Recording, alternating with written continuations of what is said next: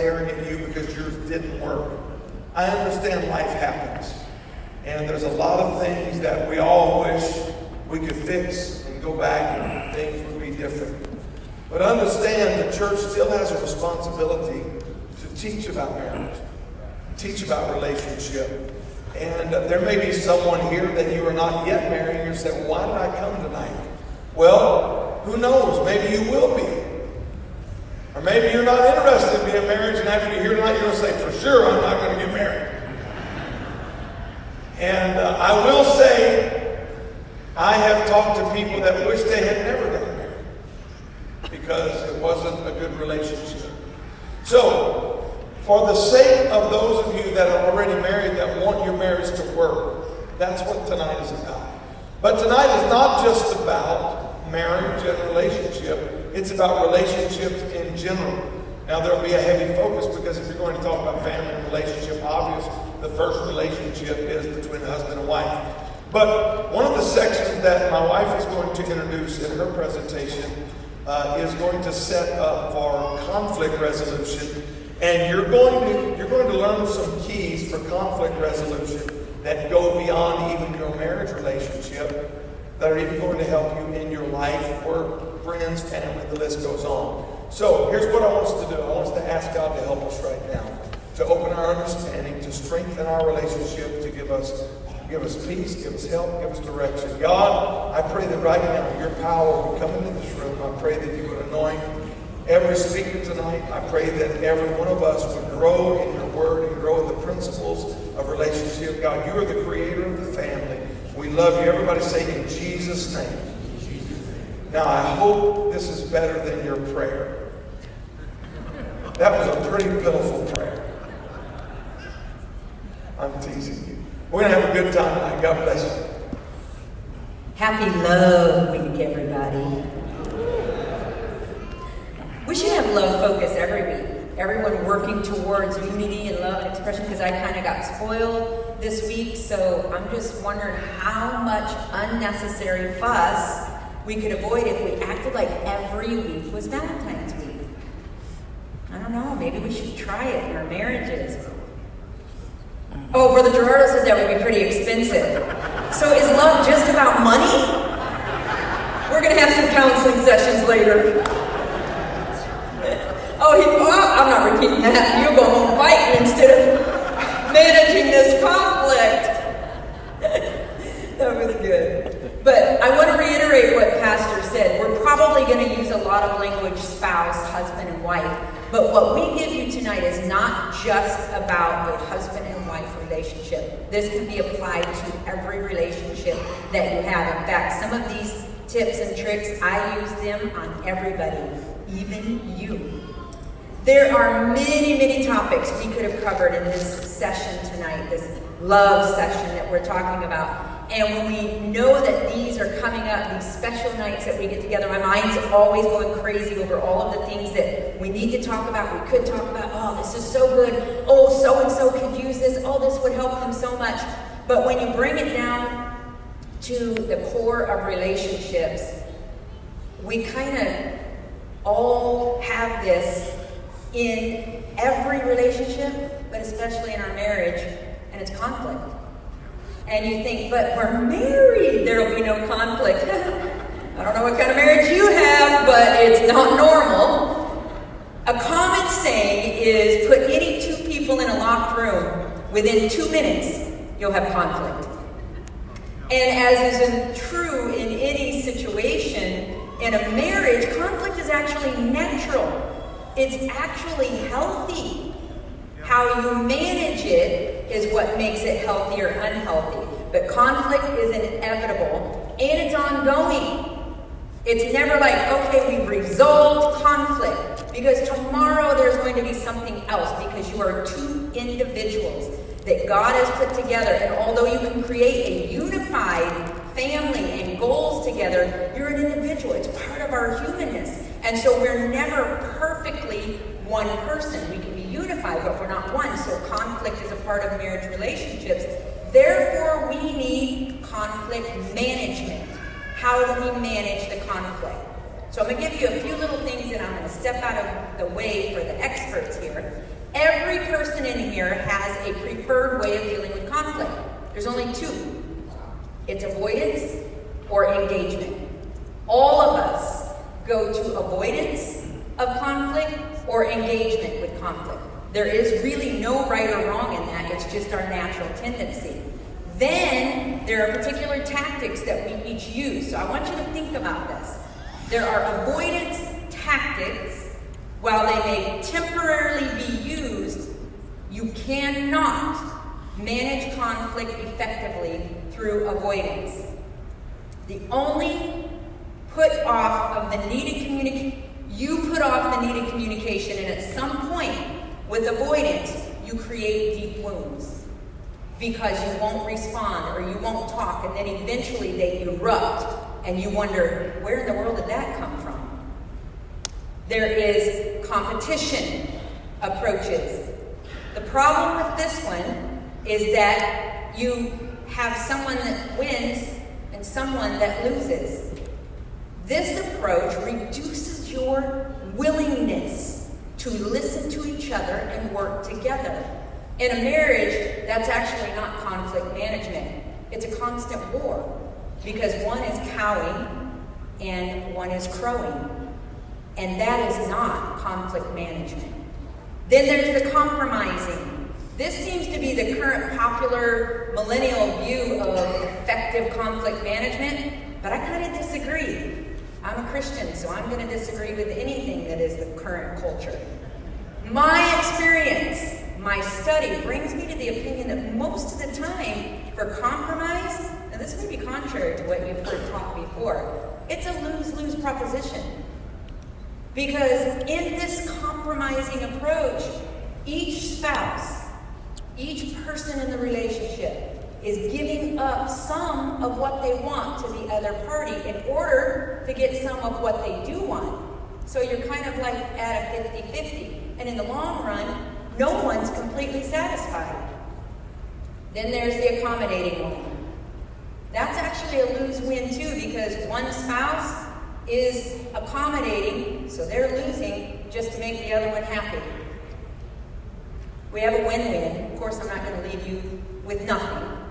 It's collaboration. We're together. We listen to each other, not to win, not to compete, not to control. We work together for mutually satisfying outcomes. And this is a spiritual way to resolve conflict because we are respecting one another and trying to find a way to together come to bring spiritual peace to human situations. An important conflict management skill is the ability to agree to disagree.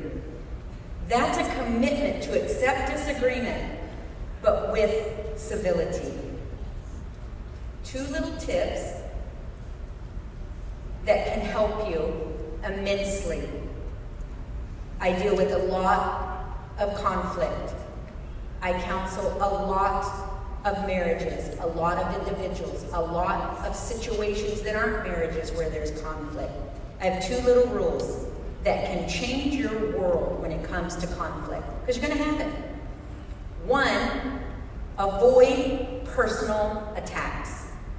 Keep your disagreement, whatever it is, focused on the issue instead of trailing off into a slobbering rabid dog attack of everything you know about the person that you can pull into. It's not even the issue. It's not even where you started.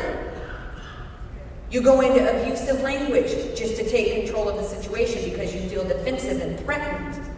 Instead, focus on the issue and leave all of the outside things on the outside.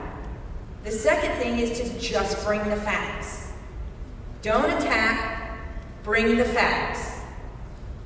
Don't attack, just bring the facts. If you can keep those 2 little simple rules, you will find yourself in control of every conflict that you get involved in.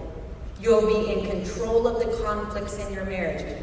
And all of you can think of situations where, especially in marriages, you cannot figure out how you ended up all the way over here slobbering and throwing insults and attacking each other for a little bitty issue that started over here about, like, the toothpaste cap or something. And all of a sudden, it's 15 years of hatred spewing out. And the toothpaste cap is forgotten. Now it's your mama and my mama and 17 kids and messes and cars and everything else. And before it's over, you're both reeling and you have no idea how to resolve the toothpaste cap, and it's not even important anymore. So, avoid the personal attack and just bring the facts to your conflict. And you'll be surprised at how smooth conflicts go forward. Collaborate and bring the facts with respect. So there's another whole lesson, because all of that has to be done with the right delivery, the tone, the facial, the history of all of that, but that's another lesson for another day. Just remember to collaborate in the conflict. Don't be defensive. Don't bring your anger into it. Bring your facts. We are so privileged here at the Rock Church to have raised a couple. For some of you, you have known this couple since they were babies, since they were born. And what a privilege it is to have watched them apply the principles of this congregation, to listen to God, to educate themselves, to prepare themselves, and now to have been patient with God's timing, and then to step into power and anointing like they have, where they're being used globally. And we, the Rock Church, they're just our kids. And we're so privileged to be able to have them come and speak to us tonight. They're not really just our kids anymore. I respect them, I am proud of them, and I love working alongside them in so many ways that many of you don't even know. They are making a difference in relationships, in marriage, in people's lives, and they're doing it with the foundation of becoming everything they can become in the kingdom of God. Adam and Karissa, I'm so proud to have you here tonight. Come and talk to us about conflict.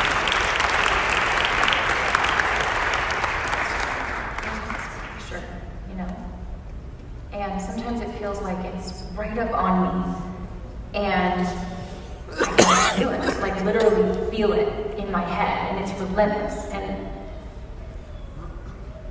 I don't know if it's going to stop. I mean, that's the thing that scares me most, is that I don't know if it's ever going to stop.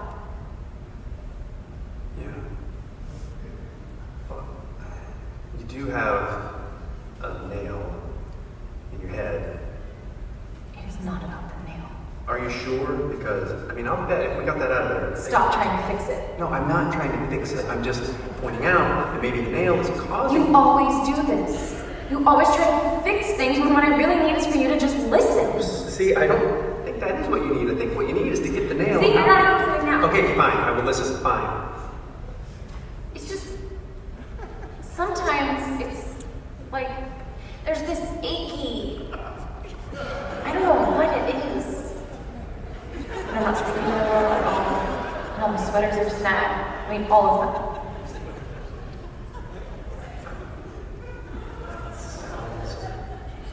Really hard.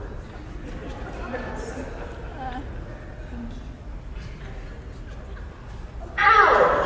Come on, if you would just... Don't.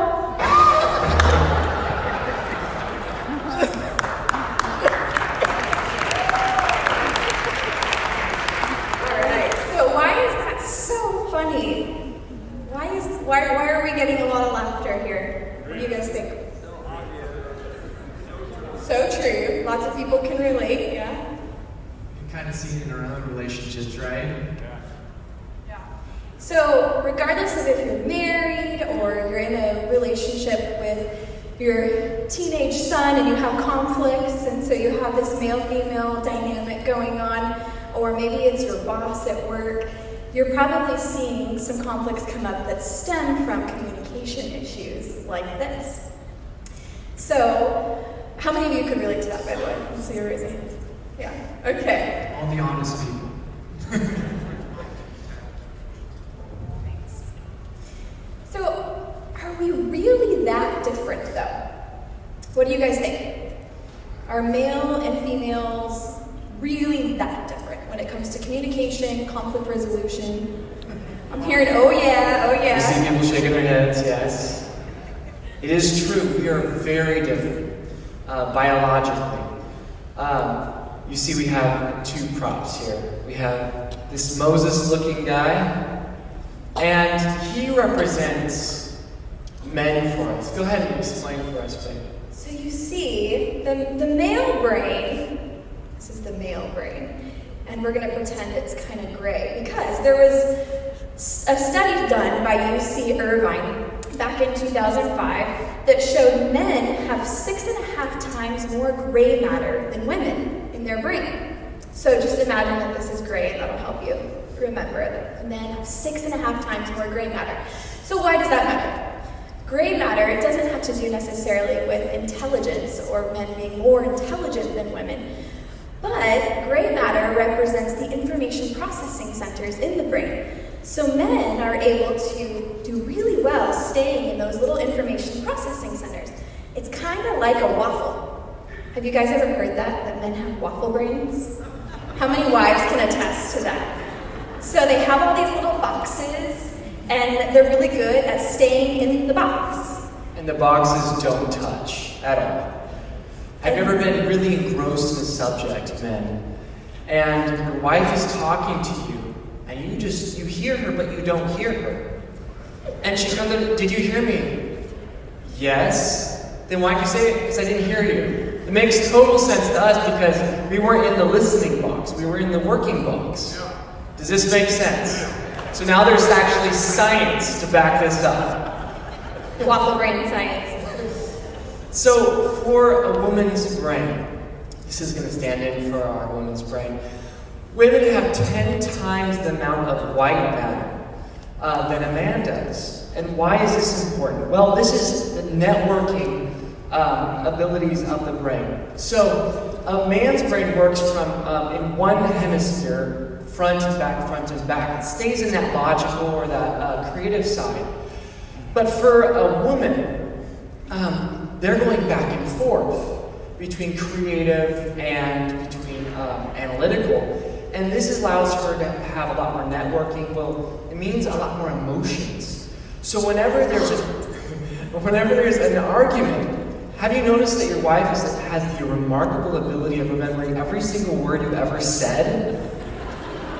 I didn't say that. Yes, you did. Okay, babe. Got it. This is because women have much more emotion that's attached. A man is working in his analytical brain, making logic, and we're talking semantics, right? But a woman, when she's speaking, has much more emotion connected to what's happening, and therefore she remembers a lot more of what's said. So you know how we say that the man's brain is kind of like a waffle, right? With the little squares, and the squares don't touch. Well, the woman's brain, if you want to pair it with food, it's kind of like spaghetti, right? So that's our white matter that's able to connect everything, and we remember from one argument back to 5 years ago.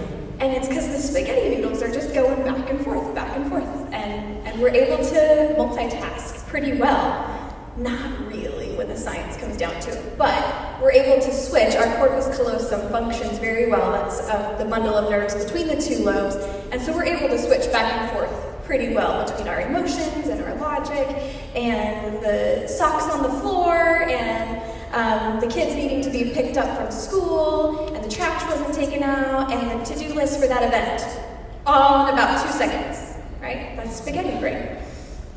And this is why it's so important, like Sister Jim was talking about. When we argue, a lot of times our arguments go everywhere, right? We're all over the place. We're, like she was saying, that all my sweaters are snagged, and, you can pick up the kids, and everything's connected.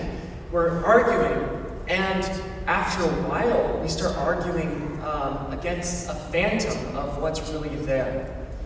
We start arguing kind of our idea of her, but not really her. So, help us out with this. So, actually this was confirmed also by a study at University of Pennsylvania in 2013. So multiple studies over the years, but this idea that we tend to argue, ladies, between the two hemispheres and men within one hemisphere at a time. And so we argue past each other. Women, this turns into criticism. And Sister Young hit the nail on the head when she said, avoid personal attacks, right? Well, women, we're nurturers, right? That's how God designed us to be. We're nurturers. But as nurturers, we want to help our husbands, and it comes across often as nagging. How many of you have ever been told that you're nagging? I'm guilty big time, yeah. So nagging is what that comes across as. And then that has an effect on the man. Yes. So when men hear nagging or criticism, what they hear is they aren't enough. So, you didn't perform correctly, or you forgot this again. How many times do I have to tell you? And so that poking starts to hurt our feelings. But because what happens when poking or nagging turns to criticism? Criticism is an attack on the person. It's characterological. Instead of just being talking about, I really dislike this behavior, it starts becoming, there's a problem with you. You are the problem in the relationship. And it becomes a personal attack. And so when I feel personally attacked, what do? As a man, I put up this wall, this shield. Now, this can happen with both men and women, but about 80% of men stonewall is what it's called. And women tend to criticize by 80%. And of course, we see all sorts, both sides of it. But this is the majority how it works. When men feel stonewall, the reason why we do this is when a man's heart rate gets above 100 beats per minute, he goes into fight or flight mode. He's ready to either fight or he's ready to run. Well, this is difficult because how can you fight your wife? So in a way, it's to protect her. But how does she see this? She sees it as him avoiding, not caring, not listening, and if he's shutting down, then I might as well just take a hike too. And so then there's this separation that occurs, and that vast chasm just gets bigger and bigger over time. So we're talking about conflict, right? But first we wanted to preface with our styles of communication, because that's kind of what determines the way that we handle conflict. Sister Young said it so well, conflict in and of itself is healthy. It's how we handle conflict that matters. Studies actually show that marital happiness is more related to how the conflict is handled rather than the number of conflicts that you have. So if you argue a lot, that's okay, as long as you're handling it well. It's the way in which we handle those arguments that determines the happiness. It's the form. It's not the content, because the content always changes, right? It could be your in-laws, it could be the way we prepared food yesterday, it could be you forgot to pick up your socks. But if we argue the same way and the strategy that you're using isn't effective, maybe it's time for a different strategy. Maybe it's time to shift the way we argue. Because, like Sister Young just said, arguing is inevitable. Disagreement, I disagree with her all the time. But the way in which we handle it is very collaborative. We talk about it. And so looking at your marriage and saying, okay, maybe where can I work on this? Because people say, well, we're working on our marriage, we're working on it. But really, you can't directly affect your marriage. You can influence your marriage, you can influence your spouse, but you can only work on you. Right. That's where the onus of the responsibility is on you. And from there, it's amazing what will happen in your marriage. And we talked about marital happiness, but really what we mean when we say marital happiness is an increased trust, intimacy, and connection. And that could be in your marriage, but that could also just be between you and another loved one that you're trying to build a relationship with. Don't you want more trust in your relationships? Don't you want to feel more connected? And so if that's what you want, let's learn some healthy approaches to get there. Studies show that the majority of couples, about 78%, go out of their way to avoid conflict. And Sister Young mentioned it's either avoidance or engagement. And 78% are going to probably choose the avoidance route. For whatever reason, it could be because they don't feel safe or because there's a lot of criticism. But what do you guys think of that approach? Is that the way to go? No? I mean, there might be times when it's not the right time to solve a conflict, right? Maybe on your way to church isn't the right time to figure out a big issue in your marriage. It seems like stuff comes up, right? But setting aside time to do that is so important to get these tumors out of your relationship. There's a couple of strategies that Sister Young did mention, but one side that's so damaging to relationship is when we do have conflict, we stuff them. A lot of people stuff their frustrations. They have a frustration, they know it'll end badly, I don't want to bring it up again. This is when we're on this crazy cycle, right? Of criticism and defense and stonewalling and all this. We're just going around and around. And we stuff it, and then we stuff it, and then we stuff it. What happens when we stuff it too much? Thank you, I'm hearing explosion sounds. There's an explosion. There's an explosion, and those are never pretty, right? So in order to avoid this explosion, we have to practice something called assertiveness. And assertiveness is part of the sustaining cycle. So we have the two cycles here on the screen. We have the stuffing cycle where you're avoiding and then you feel controlled. And then you avoid and you feel more controlled. And you avoid and you feel more controlled, explosion, right? Or complete distance. But if you're in the sustaining cycle, that's the healthy cycle where you're assertive. And assertiveness is not being aggressive. We need to make sure we understand the difference. When we encourage you to be assertive, we're not saying that you need to attack. It is engagement rather than avoidance. But assertiveness is this. If you're taking notes, it's asking for what you want or need in the relationship. So it's being confident. When you're more assertive, you're more confident. When you're more confident, you're more assertive. It's not a personality trait. Some people say, oh, if I'm an extrovert, I'm going to be more assertive. Actually not. An extrovert just means that you fuel when you're around others. An introvert fuels when they're alone. And so introverts can be very assertive because it's a skill. You learn to ask for what you want or need in the relationship. Well, I'm an introvert, but introverts learn skills of being able to communicate. But using assertiveness in the relationship is so important. Because really, it's risky. You risk, because behind a wall it's safe. I don't have to risk being turned down. I don't have to risk, putting myself out there again. So a lot of people withdraw, and this is hard. This is when it starts becoming difficult in the relationship. But when you are able to be assertive, your wife or your spouse can finally, or in your whatever relationship we're talking about, they can know exactly what you would like. Because you just might misunderstand, and you know what assuming does. So we can't assume what they want. We have to tell them and instruct them. And not everybody knows what you want. It's easy to assume that, but so often in counseling, we'll have someone say, this is what I want. You see the spouse go, you do? That happens all the time. And so don't just believe that your spouse knows exactly. You might have to help them and train them and show them what you want.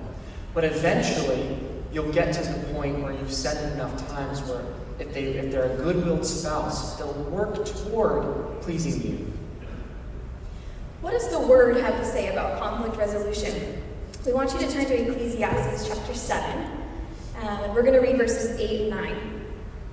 It says, better is the end of a thing than the beginning thereof, and the patient in spirit is better than the proud in spirit. So basically Solomon's saying finishing is important, and patience is better than pride. So if we have a conflict, we need to make sure that we're actually resolving it. We need to make sure we're finishing it and not avoiding it. But then there's this flip side, the next verse. Be not hasty in thy spirit to be angry, for anger resteth in the bosom of fools. So here he's basically saying, control your temper, because when anger goes uncontrolled, you become foolish. Well, to a lot of people, this is a dilemma, because they're saying, they're getting the picture here that I gotta finish this conflict. It's biblical. I need to go ahead and come to a close on this conflict and resolve it. But when I try to do that, my temper goes berserk. And so how do I reconcile that? That's the question. How do we accomplish both finishing and controlling our temper at the same time? So we have a couple tools to help us with this. Do the ushers have a handout ready to go? Thank you. So they're going to hand a handout to each of you. I think there's enough for everyone to have one. But if you want to share, you can. So this is such a powerful tool. We teach this all the time. And it doesn't mean that you have a bad relationship that you use it. It just means that you guys become on the same, you get on the same page about when it's being used and understand. So generally, so Karissa tends to be the nagger, and I tend to be the avoider, just so everybody knows. And so sometimes when she's poking, and she wants something, right? And I'm just not in the right box. You know what I'm talking about? I'll realize I'm not capable right now of listening well. And she knows that. We've talked about this. I'm just not able to really listen. I'm focusing on this deep metaphysical issue here. And she wants to talk about something, mundane. I don't know. So we have to be on the same page. And this is a great tool, and I gave you this, but also when there's a temper, when people have tempers, when your conflict is escalated, we'll talk about this in a minute and break down the steps. When your conflict is escalated, remember I talked about the man's heart rate getting to 100 beats per minute? Well, we shut down, and we go into fight or flight, and our brain actually starts working less efficiently. Our blood starts going into our extremities in order to run or fight. So we're less able to reason. And this is a difficulty when you're trying to reason with your wife, which she has all her faculties perfect and remembering everything. So generally, a man, this is a good one for the man, and of course, you understand I already gave the caveat, sometimes it's reversed. But the first step of this tool, it's called calling a breather, is recognizing that you need to take a breather. So notice what's happening inside your body. This is step one for calling a breather. Notice what's happening both inside and outside your body. So maybe inside your body, you notice your heart rate's going up. Maybe you feel nauseous in your stomach, or you feel lightheaded. Outside your body, maybe you're recognizing that you have sweaty armpits, or your volume is going up. Maybe you start name calling, or you start tuning out. Those are all signs that you need to take a breather, okay? And this breather is not a way to avoid, it's a way to make sure that you're strategic about finishing, like Ecclesiastes says, but to do that in a way that controls, in a controlled temper and your anger being contained. So notice the need, recognize the need, that's step one. It requires some self-awareness, so practice this. So often when we give the first step, the person, whoever is the chaser or the poker or the criticizer, and says, wait, hold on, he tries to do this all the time. We're like, hold on, step two. Because it could, if I naturally avoid, she's not going to let it rest until she can feel safe doing so. And it doesn't feel safe if I just walk out like I'm done. Because then I'm going to chase it, right? And this happens all the time in relationships. The guy's closing down more and more and more, and she grabs her sledgehammer and starts hitting my wall, and I'm building my wall as fast as I can. This is what happens all the time. Well, not walls and sledgehammers, but you get the drift. So the next step is so important. Call a breather, but also you need to set a time for coming back in. So I realize that I'm getting sweaty, my voice starts rising, some people feel they're starting to get flushed or hot or whatever it is, whatever your physical trigger is. Then I say, okay, I need a breather. You call a breather, and then you say, can we please come back to it in 20 minutes?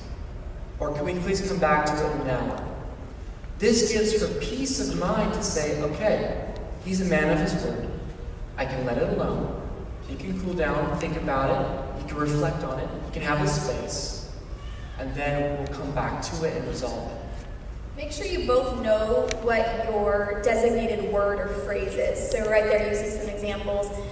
Some people will say, I'm calling a timeout, I need some space, I need a breather, I need to take a break. I had a couple ones that said, we need to park the car. So that would be their phrase when they get escalated, time to park the car. So whatever you guys decide, but create that phrase and make sure you both are on the same page about what that is. And then call that time in as well. It needs to be at least 15 minutes. That's how long our brain needs to de-escalate. But it can be longer if the circumstances call for it. If you're on your way to church, it can be like, let's come back to this after church. But it's good to give it at least 15 minutes because it allows all the hormones and adrenaline or whatever is going on in your body to really just come out. Certainly. It's a good That's question. a really good Yeah. So The question is, how long is too long? You know, we hear, don't let the sun go down on your wrath. A lot of people will say that that means every single conflict has to be resolved before you go to sleep. So bless God, we're up until 3 a.m. And you're going to be happy when you go to sleep. Some conflicts cannot be resolved in a short amount of time. Some conflicts are better resolved when it's not 3 a.m. And so... Because oftentimes one of the spouses is going, I got to get up in like 3 hours. And you're keeping me up. And that just escalates things even more. So realizing, okay, maybe we need to just wait until the morning. And so the key there in making sure that we're following our biblical mandate to not let the sun go down on our wrath is making sure that we're not full of wrath when we go to bed. So if we can be on the same page, we're on the same team, we both agree that calling a breather right now is more advantageous. We're both going to commit to steps 3 and 4 during this timeout. And when we come back to it at a designated time, it's a very specific time, then we're going to be more clear-headed, prayerful, de-escalated.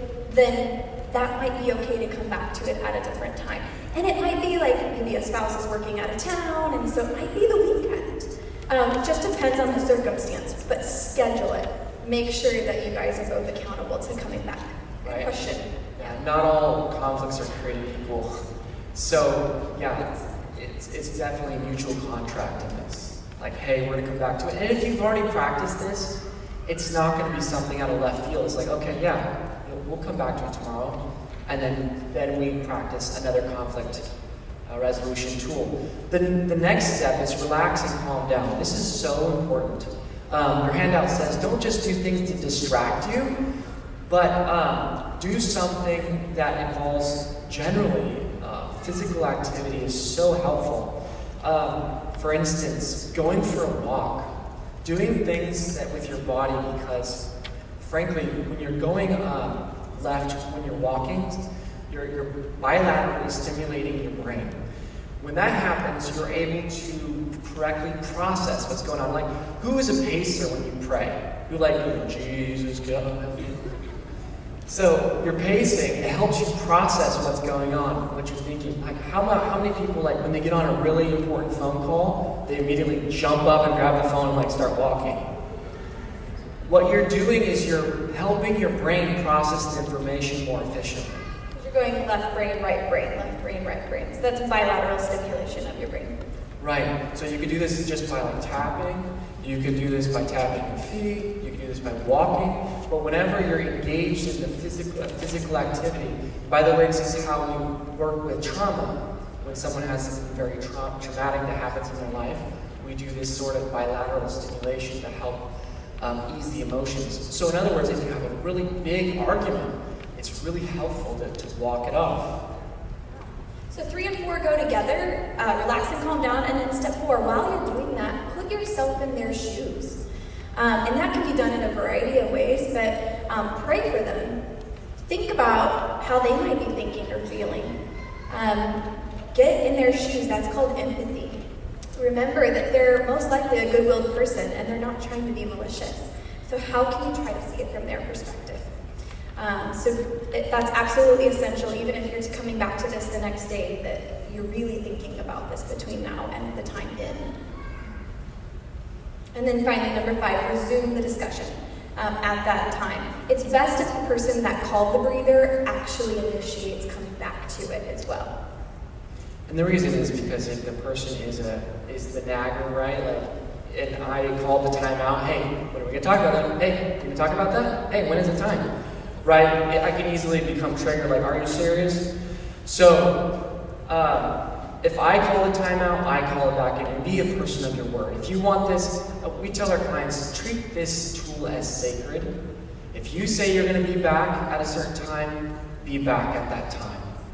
And that way she'll trust, or he'll trust, or whoever, whatever relationship, we're kind of saying spouse and stuff. This works on any relationship.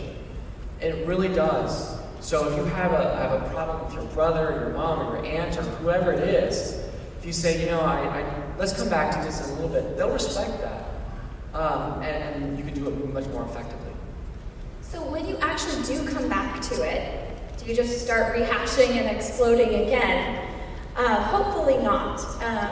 What we recommend is we have a couple of tools for this, but the one we're going to share tonight is called the 6 Steps to a Win-Win. And this really brings home what Sister Young was preaching earlier, and that's collaboration. We don't have to actually compromise. It's kind of funny to say that, and when she said it, I was like, yep, that's what we say in session often. Compromising is a lose-lose, because you both have to lose something. But collaboration is a win-win, and so that's what we advocate, is that we use a solution that involves you guys as a team winning. So on the back of your handout there's 6 steps to a win-win. And we've done this in public with couples at retreats and seminars, and all sorts of examples come up during this demo. So we'd like to demo it here and have a volunteer couple to go through this little tool with us. So how many of you have an issue that you're willing to share with the congregation? It can be something simple, it can be something kind of just that keeps coming up for you can't find a solution for it. Michelle? Yeah? Okay. Jason, are you cool with that? Come on, let's give him a hand. Come on up.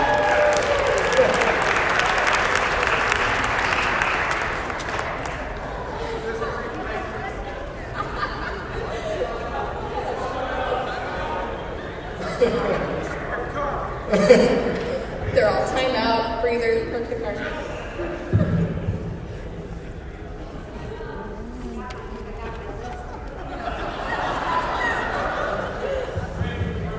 Alright. Those mics on. So we're going to have the 2 of you sit here.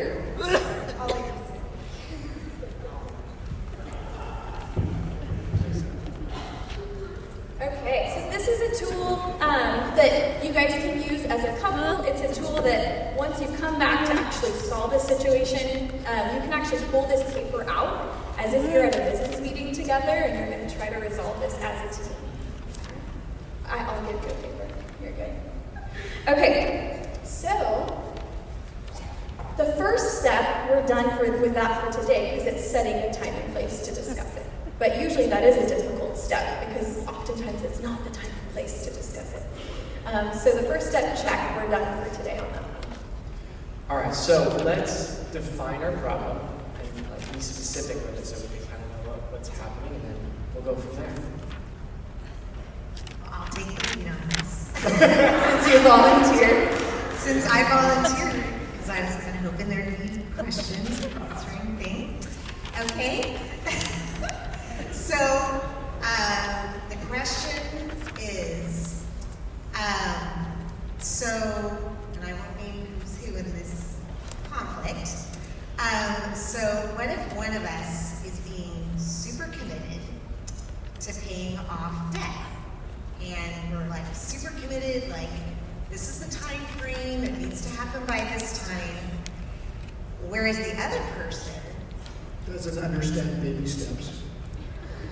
Yeah, doesn't seem to be as worried about it, even though they seem to, feel it is an important thing, but not as important as the other person who is budgeting and being diligent and all the things. Like giving up being, you know what I'm saying? Got it. And it's like not being reciprocated to that extent from the one person's perspective. Okay. So how do we work through that? Good one. That's really good. Okay. So she mentioned quite a bit of the description of the conflict that we're working to resolve. You mentioned that one of you doesn't understand baby steps. Can you share a little bit more about your perspective of the issue? I think that's referring to Dave Ramsey. What is that called? Yes. Dave Ramsey course. So like easing your way into like budgeting more toward the debt. Well, we've already established who's the mature one. So,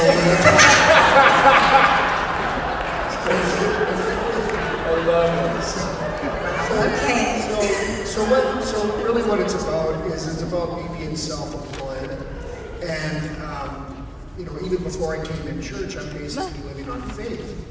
And because I don't have an established pipeline of contracts. So it's So it really fluctuates. to me, it does fluctuate. And so for the last 20 years, being self-employed, that's really how I've lived. Up until I moved here, my lifestyle was quite comfortable. And so this was a new venture coming down here. For those of you that don't know me, I actually came from Canada, and I married into an instant nuclear family. And so, so the finances changed, the responsibilities changed. Lots of things changed. There was 4 voices against 1. 4 female voices against 1 male voice. It was spaghetti every night.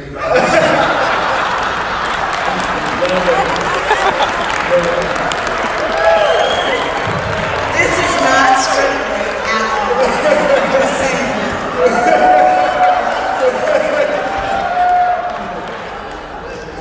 Thank you for being vulnerable. Okay. This is good. This is really good. Okay, so let's go to step 2. So we've defined the problem, okay? And I'm sure we'll hear more about it. But what do each of you do to make it worse? We want you guys to speak for yourselves. So we'll start with you, Michelle, and then we'll have you, Jason, share as well. But what do you do to contribute to the issue, even if you don't think you're the main cause of the issue? How do you make this conflict worse? Okay, well, I make it worse because every so often I will bring up the fact that the other person has not gotten to the place in terms of paying off the debt and my frustration with that. So I have a tendency to bring it up more often than I should. And so that resurrects the conflict. Yeah. So we on pens. Yeah, well, we can fake like we're writing it down. Okay. So we'd like you guys to actually write it down when it comes to your conflict. Okay, so that's good. So you're owning your piece of this, that you tend to bring it up more often than is helpful. And it resurrects the issue again and probably puts him into some sort of shutdown mode. Yeah. Okay. All right, good. Jason, how do you kind of tend to make the problem worse? I go to my alter ego, Stonewall Jackson. And describe how you do that.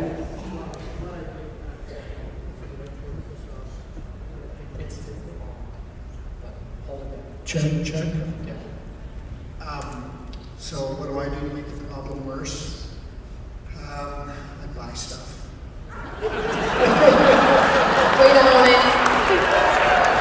It's so true. Just want to be transparent. Good. She likes my cologne. Good. Okay. So notice here what you guys are doing, and this is an important piece when you're doing this at home, that you're not telling them how they make it worse. you're owning how you make it worse, okay? Because that's key when we come to the next step. So you want to make sure that we're not trying to repeat old patterns, okay? All right, step 3. This is the most important step, okay? So we are going to, can we get a pen? Yeah, we do. So we're going to set a timer, and we are going to enter a business meeting together. The two of you are going to enter a business meeting together. So we're going to set a 2-minute timer, and we want you guys as a team, and during this 2 minutes, these 2 minutes, it's not about trying to figure out what ideas are the best, but we want you to come up with as many ideas as possible. Try to get all 10, okay, for how to solve this issue. And the most important point is here is just getting stuff on paper. It's not about analyzing, criticizing, talking about, like, it's just down. Like, you say it, it goes down. We'll talk, we'll analyze it later, but right now we're just getting it on the paper, okay? Do you want us to verbalize our thoughts as we're writing it down? Yeah. So it can be even things that you know wouldn't work out, but you say it anyway because it came to your mind, and that might spark another idea for your spouse. Thank you. So that might spark another idea. So just blurt out whatever comes to mind for how to solve this. Okay? You can write it down and say it out loud too. All right. Perfect. I like it over. Spend less. Spend less. Okay. What else? Maybe look at what is reasonable for you to spend on stuff in a given month without getting away from paying off. You're supposed to be writing it down. Okay. So Set budget for extra spend. perfect. A monthly budget on spending. Maybe just setting expectations. Put that in. Setting expectations, that's a good one. Yeah. Okay. What else? We have a minute and 20 seconds. Okay. What we've talked about this is moving. Don't preface, go. Oh, okay. Move the credit card debt over to a 0 interest card and work together to pay it off. I concur. Okay. Okay, good. Okay, what's the That's a next? good idea. Communicate. Okay. Okay. I feel we need to meet once a month minimum to go over where we're at with our combined Strategy plan. Good. So monthly strategy plan. Strategy. Okay, what else? One time a month. We got 45 seconds. Date night for strategy plan. Date night. This is getting better. Date night for strategy. We each get to pick what we do on the date night every other month. You pick 1 month, I pick another. Nice. This idea is building. What else? 25 seconds. Let's see. How about we set a date for when we want it paid off with Like a the goal. understanding, like here's a date, but if we go beyond it, we don't get aggravated with each other that we haven't met it. Something along those lines. Goal setting. Goal, like a date. We need to set a date. Goal setting. Okay. Set a date. So then set And a then goal. revisit the date if like something comes up, like Good. we won't, And then if like we didn't get a reward or like, we spend yeah, more money. agree that we won't like get mad at each other because we haven't like accomplished it by that date. Nice How about qualifications. that? Okay. Okay, If you get so. mad, we'll relax and calm down. What's that? I said if we do get mad, we'll relax And calm call, down. Call a breather. Call a breather. So you guys came up with 7? Like 7, yeah. Nice. 7 solutions, okay? And we only put a 2-minute timer on there. So let's give them a. That was awesome. Notice how you were working as a team, too. That, I will say, was really awesome. Because We are cohesive. we've never done that on our own. We've had this Well, there is this conversation. It's never a conversation. Yeah, there's an incentive. You have But notice that the strategic way that you're going about this as a team contributed to you guys doing it in a calm manner. Right, and if it's just offhand during the day, it feels more like an attack. If there's already baggage behind it. So right now, it's like, okay, if it was on a date or whatever, you guys, I guess we're gonna go and analyze that right now. But if it's on a date, then it's like, okay, we're going for this express purpose of sitting down and figuring something out. And I want to say something too, that the root of frustration is unmet or uncommunicated expectations. So when you have a lot of frustration in this, maybe there's a lot of expectations that we have that we aren't saying or aren't communicating, and we're expecting each other to fulfill, and it just escalates. That's such a key. So if you have a lot of frustration, what are you expecting of your spouse? And what are you not communicating? So let's go ahead and look at each one of these on the list and rate them from 1 to 10. How viable of an option is it? And if you guys don't agree on that, because you may not and probably won't, one of you could say, I think that one's really viable, it's an 8. And the other one's like, no, I think it's more like a 6. Well, then you could say a 7, okay? Is this an individual rating? It is individual, and then we average it, okay? Now, for the sake of time, we're going to go ahead and expedite these next couple steps because we need to transition and get it over to Pastor to close us up. But that is an important piece because we skipped that in the third step, right? We're not evaluating. We're not judging. We're not criticizing. We're just getting it all on paper. But on this one, we're actually rating our ideas. And so you guys really want to talk it out and say, well, I think it's a 3. I don't think it's a very viable idea. And the other person's like, I think so. Personally, one of you might, that's a 3 for me. And another one, this is why we disagree, right? It's a 9 for me. Well, to kind of come to an agreement, we say, okay, well, what's the difference? Maybe if you're a 5, you're a 9, maybe we pick a 7, kind of in the middle. So normally you would explain why, but we're just going to give numbers for now, okay? So the first one. Well, of course, spend less, I'm going to say that's a 9. What do you think, Jason? That's a 9. A 9? Okay. All right, so it's very viable. How about this? And then we also have to talk about, of course, afterward, well, what is less? But, we have to do that here, but what is less? What is our expectation? You might think less is something completely different than she is, right? That's probably right. Okay. So what's the next one? Okay, the next one, set up a budget for extra stuff. Setting expectation. So setting expectations, that's probably, I would say that's up there. 8. I would actually put that. 0% interest card, 10. 10. That's, You both really like that one? yeah, we could actually talk about that. Thanks. Communication, That's a 10. that's a 10. And that one kind of goes with a lot of these, right? Yeah. Strategy plan, 1 to 10. Yeah, that's a 8 or 9. Let's go 8.5. 8.5? 8.5? That's okay. 8.75? Date night? That's an 11. Nice. Spending money. Good week. Okay. It could be an at-home date. You know. Okay, and then set a date for when we would like to have this. So the goal setting, that's Like important. that's So I think we should go into 10. Yeah. Yeah. Now notice you guys have a lot of 9s and 10s and an 11. I think we just don't realize that we're actually on the same page here because it's a battle. Yeah. Right, well, it already had baggage, right? And this happens so often when doing this. I didn't realize that. We're on the same page.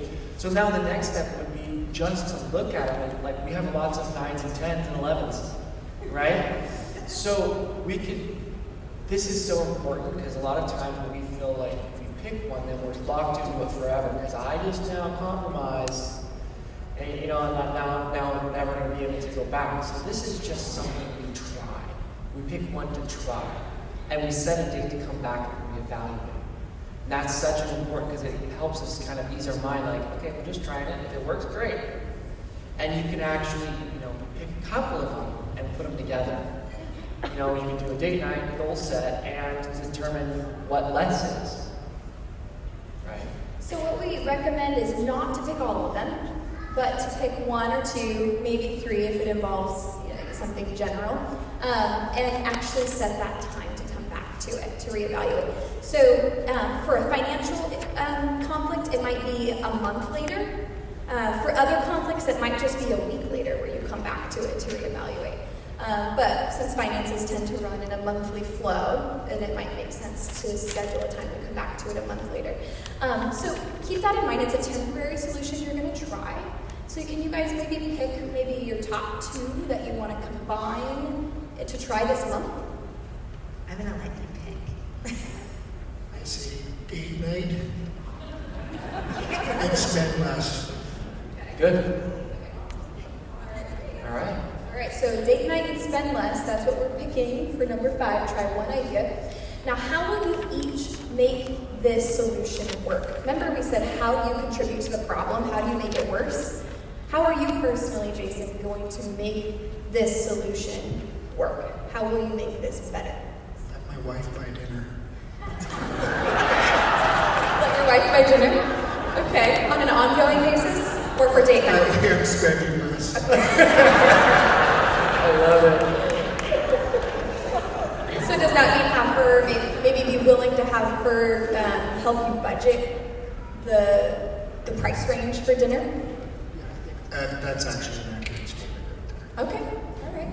So be open to that. That's how you're going to contribute to this solution. Yes. How are you going to contribute to this solution? Of the 2 we picked, right? Yeah.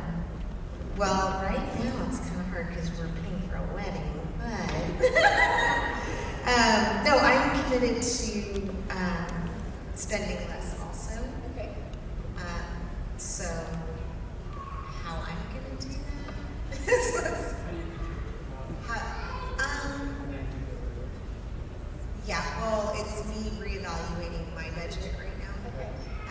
And saying, where can I cut back a little bit too? Okay. Yeah. Good. Nice teamwork. Good job, guys. Yeah, and then you guys will come back to this in a month. When you go back to where you're sitting, I want you guys to pull out your phones and actually put it in the calendar. Okay? We will. Our motto is going to be 2 can dine for $9.99. Can we give him a hand? That takes courage to do that for a moment, guys. Thank you, guys. So isn't that fun? So conflict resolution doesn't have to be boring or terrible or hurt. It can actually be enjoyable, and by far and large, this is the type of thing that we have. In sessions or in different seminars, we have a good time trying to figure out these things that have been plaguing people. So we can actually enjoy figuring out our differences. Before we close, we want to say that we are so thankful for a pastor and his wife who offer opportunities like this all throughout the year for us to learn practical tools to help us in our personal development, whether it's marriage like tonight, or if it's financial things, or it's goal setting, that's Sister Young's forte. But let's just give our pastor and his wife a big hand.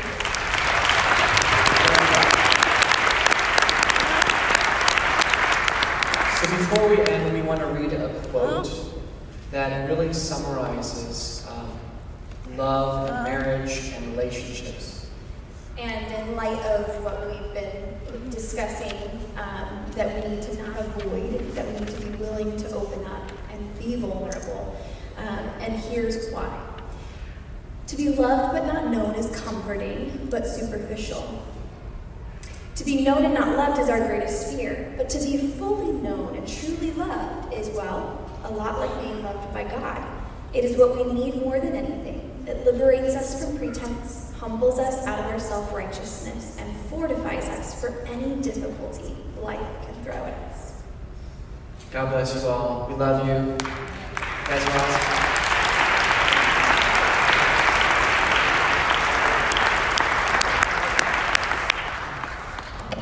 Man, was that great or what?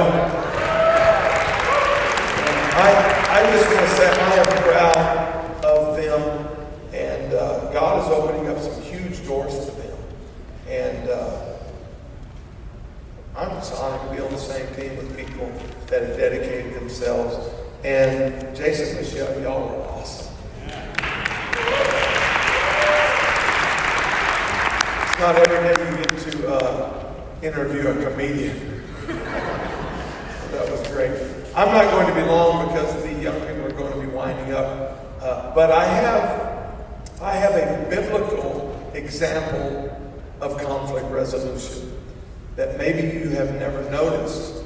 And this one, if this problem's in your marriage, then this is a pretty big issue. Can you imagine in your marriage if there was a second wife? Talking about spending issues. So, Elkanah had 2 wives. Just imagine the conflict. Then add to the equation, Peninnah was having all the kids, and Hannah was barren. So you can see major conflict in the marriage. And so just kind of imagine it. We don't have to deal with that sort of thing. But this marriage was a marriage full of conflict. And I won't take the time to go into all the preliminary comments here. You know the story well. If not, go back and read it in 1 Samuel chapter 1. It's an interesting read. But I want to lift out some things of this text that maybe you've never noticed in relationship to conflict resolution. So the underarching idea of what we're doing tonight comes out of God is the one that instituted the family. Okay, He instituted. So His kingdom is to go forward based upon healthy families. He never intended for there to be one saved spouse and an unsaved spouse. That's why scriptures are there about be not unequally yoked together with unbelievers. Okay? And some of us have to deal with that because we got saved and someone walked away from God. But hopefully young people, we're showing our young people, don't be dating people that are not believers, because God intended the family to be the carrier of the kingdom. And so here we are as family units. And here's an example in the scripture. And it's very important that you understand from the last 2 presentations, my wife, and then Adam and Karissa, is understand that everything is not always going to be perfect in your marriage. You're never going to get it all right. You're never going to get your idea and her idea to completely match. Because guess what? You're from 2 different worlds. Okay? I was a boy raised in the deep South who married a California girl. That's 2 different planets. Curtis Young and Nate Wilson are polar opposites. Okay? I don't know if I've ever seen my dad leave the house with his hair uncombed. Okay, we were a very traditional, deep Southern family. My wife was wild California. I remember the first time I took her to Louisiana for Thanksgiving or Christmas. And my mom's family, one of the favorite pastimes of my life was going to Shady Grove outside of Gina, Louisiana. My grandparents lived in a house up on blocks in the middle of the woods, and there's oil wells pumping, and you can hear panthers scream at night. And I'd get out of the car and I'd roam in the woods. It was just the way I played. And I'd show up at dinner time. And I remember here I bring this California girl, and she comes in, and we walk in, and we sit down in the living room, and it's time for dinner. And so they announce it's time for dinner. My dad or somebody prays over the meal. And so we all get up and go. We know the system. It's the deep South. And so all of the men go in the dining room, and we sit down around the dining room table, and my wife walks in, and she's the only woman in the room. She's looking for her seat. There's no seat for her. And it never dawned on me, I got to tell her the men eat first. And she's looking and she's going, what is going on? And all the women are in the kitchen because it's time to serve the men. Some of you are getting an angry spirit right now.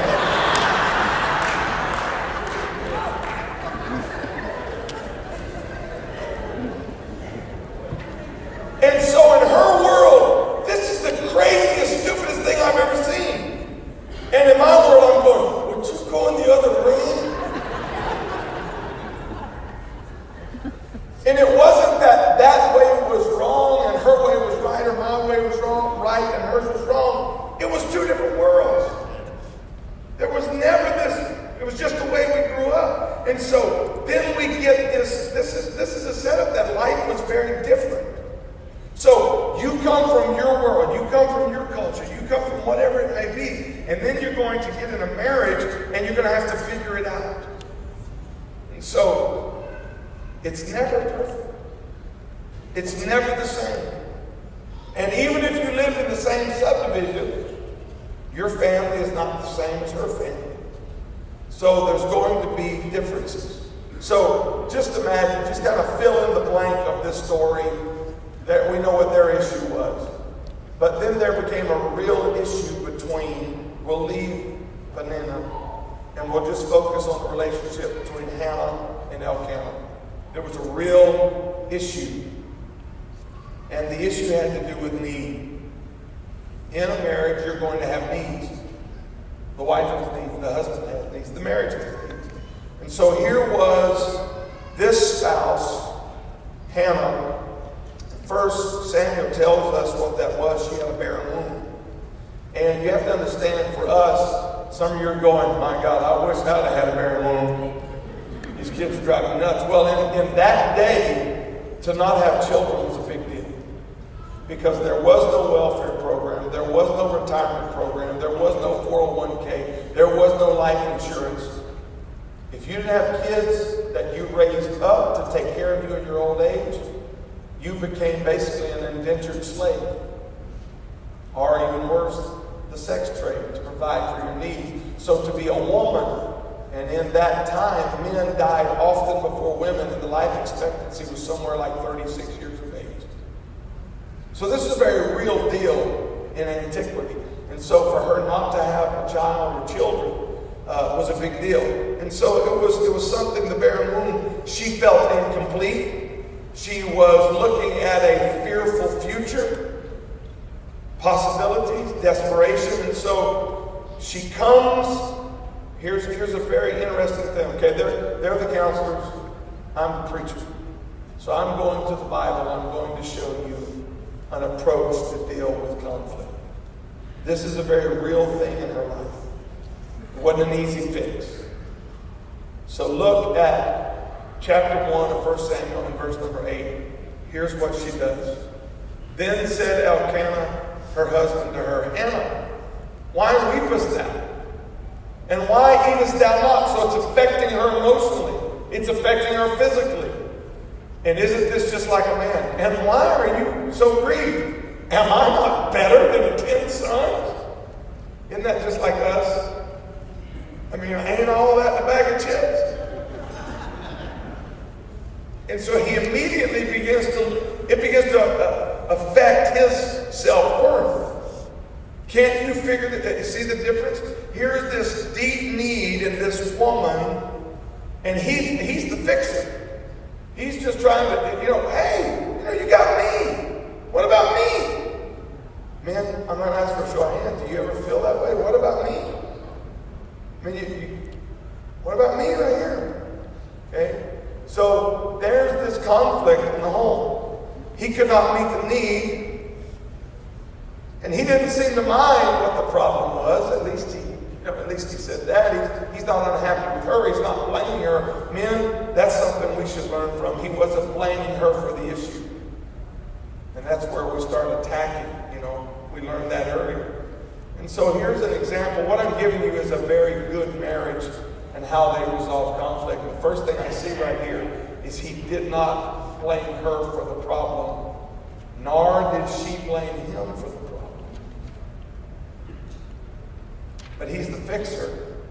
And he says, am I not better? Let's just fix it. Just think about how good I am. Hang on to me. Well, that wasn't going to fix the problem. And look at verse number 10. And she was in bitterness of soul. But ladies, men, if you've got a conflict, I'm your pastor. Let me tell you one way to really help it. You follow her example. She prayed unto the Lord and wept sore. She took her problem to God. Okay? I'm giving you the spiritual side of this. Now, this was something very real in her life. You're going to have things in your life. Not everything is just an easy little deal, let's fix this financial situation. There's going to be some things that can be bitter to your spirit. There can be some deep hurts that honestly may not have anything to do with your husband or your wife, their life. Sometimes even conflict can come in marriage, and neither one of you have the answer. This was the situation that was really hurting her, and he wanted to almost just, I'm better. Let's just get past it. Avoidance. There it is. The avoidance. He's the avoider, the fixer. And she's got this deep heartbreak. But I like her because I don't see where she played the blame game. In fact, she makes no mention of blame to him or to God. Now, she winds up the house of God. She's praying. You know the story. And Eli comes in. He thinks she's drunk. Evidently, she's at a point of deep desperation. She's in the house of God. She's weeping uncontrollably. She's saying words, and the words are not coming out. And so he just assumes she has lost her mind.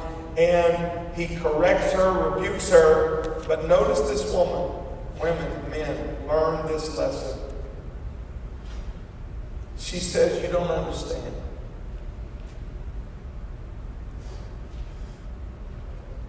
In other words, she hadn't been telling everybody what the problem was.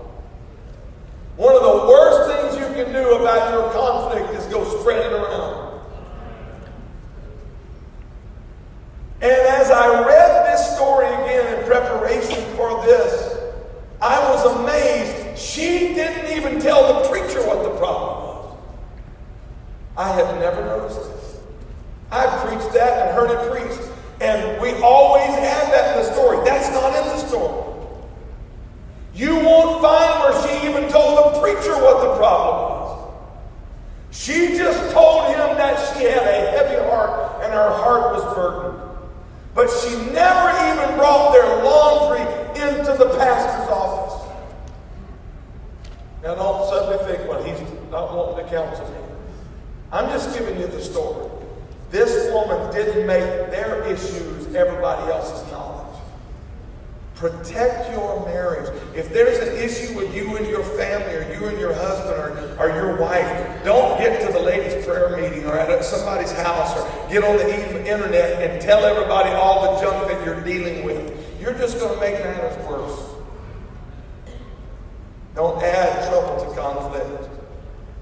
She doesn't even tell Eli. But she simply said, sir, I was pouring out my soul to the Lord. And then, as a good preacher, I guess, he doesn't pry. He doesn't ask for any more information. You won't find it in the text. But he says in verse number 17, go in peace, God grant thee thy petition. Wow. Because look what happens. And I'm almost done. Verse number 18. Put verse number 18 up there. And she said, let thine handmaid find grace in thy sight. So the woman went her way and did eat. And her countenance was no more sad. When she walked in the house, she had changed her attitude. I don't know if it was a spiritual time out. I don't know if she got a breather, but she went and got something to eat. That's what the Bible says. She stopped by Taco Bell and went home. She got some Baskin Robbins and breathed, and then she got to thinking about what the man of God had said. They hadn't had some big drawn-out prying into all the trouble and all the issues. But she got a word from God, and she put faith in God. She breathed a minute, she got something to eat, and she went home.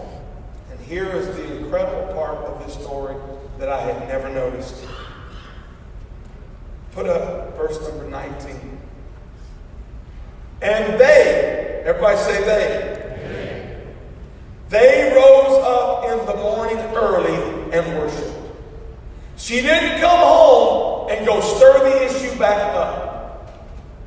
She got a word from God. She got a breather. She got direction. And she came, and then he and her together went to the house of God and they worshiped. And look at this. And then they returned and came to the house And I'll let y'all figure out what that next line means. Now, honey, that's conflict resolution right there. You may have never noticed that even in the Bible. She didn't spread the issue around to everybody else. She took it and laid it before God. She got a word from God. She encouraged herself. She took a time out. She got something to eat. Then she came and brought joy and love back to her husband. They went to the house of God and worshiped. And then they connected. And the Bible says that she conceived. That's a process of spiritual conflict resolution. We're all going to have issues. We're all going to have struggles. There's going to be things that cause pain and conflict. But we can follow the processes that we learned tonight. Don't attack each other. Don't blame each other. Don't go get on the internet and talk. Don't call your mom and tell her everything your husband said. Because here's what's going to happen. You and your husband are going to get it figured out, but your mom's going to remember what he said about her daughter. Okay? Don't go spread it all. Don't, because there's national inquiry. They want to know. And they'll put it under the guise they're going to pray about it. They don't pray about it, they're going to tell 5 other women. Don't spread it. Take it to God.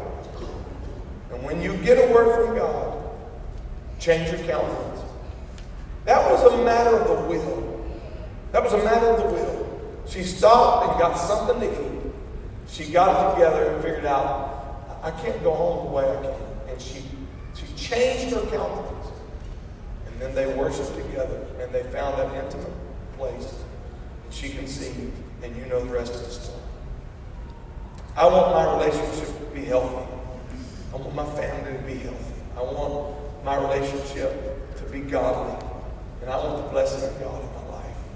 I want it to give birth to everything God has for our family, our children, our church. And I think tonight, I know we're not running the aisles. I know we're not up shouting, beating with the band. But this is what makes us better Christians. Moving through the conflicts of our life, our families, our relationships. And I want to say again a big thank you to my wife and to Adam, Karissa, and Jason and Michelle. Give them all a big hand.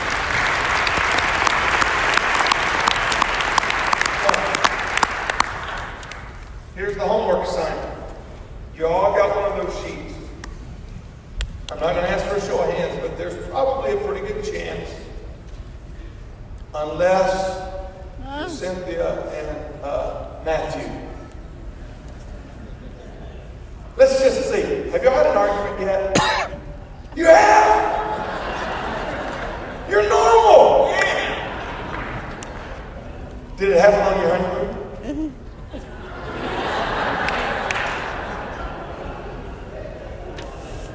You're normal. How many had an argument this week? It's okay. Your wife will let you raise your hand. Well, if you haven't, hang on. One's coming. But we learned how we handle it. Don't fight dirty. Don't spread it around. And don't lose your faith. And don't lose your love for one another. You chose her. You chose him. You can make it. Let's stand. So take your paper when you get home or this week. And you may have a conflict. Somebody may be in the middle of one right now. Maybe you're not fighting over it, but there's an issue. And you've kind of been avoiding it. Well, now you've got a tool, you've got a way, you've got a pattern. Now, here's what happens. Okay? Don't do this. Now, this is from pastoring. Okay? I've been a pastor for a long time now. This is what happens. When the first argument starts and your mind goes, okay, they said, and then they start, one of the spouse says, and they say, and they go into default of what we learned in the class. The other one goes, that's not real, you're just doing what they said. Duh! Okay? Well, that feels so fake. We're just copying. Duh! That's what you're supposed to do. Work through this system. Work through it. It's going to help. And if you were paying attention, it's not just with marriage. This will work on your job.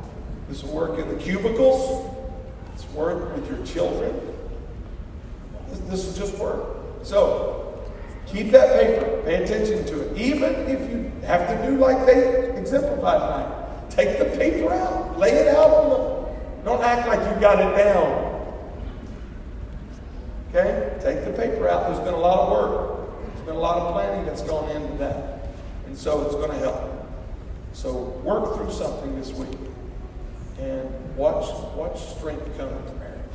Bow your head with me. Jesus, I thank you for the time we've had together with the body of Christ, brothers and sisters, husbands and wives. I pray that you would strengthen all of our relationships. God, most of the time we focus tonight on marriage, obviously, strengthen our marriages, but also all of our relationships as parents, children, brothers, sisters, family, friends, co-workers. Give us wisdom of how to handle conflict in a godly, righteous, well thought through manner. Help us to control our tongues, our attitudes, our anger, our malice. Don't let bitterness raise its ugly head. But help us to learn from what we've seen today. Give us spiritual wisdom and discernment. I pray strength upon your people so that we can serve you better and be more effective and lead people to you. Everybody say in Jesus' name. God bless you. We're going to have revival on Sunday morning, Brother Betts. God bless you. Come back. Amen.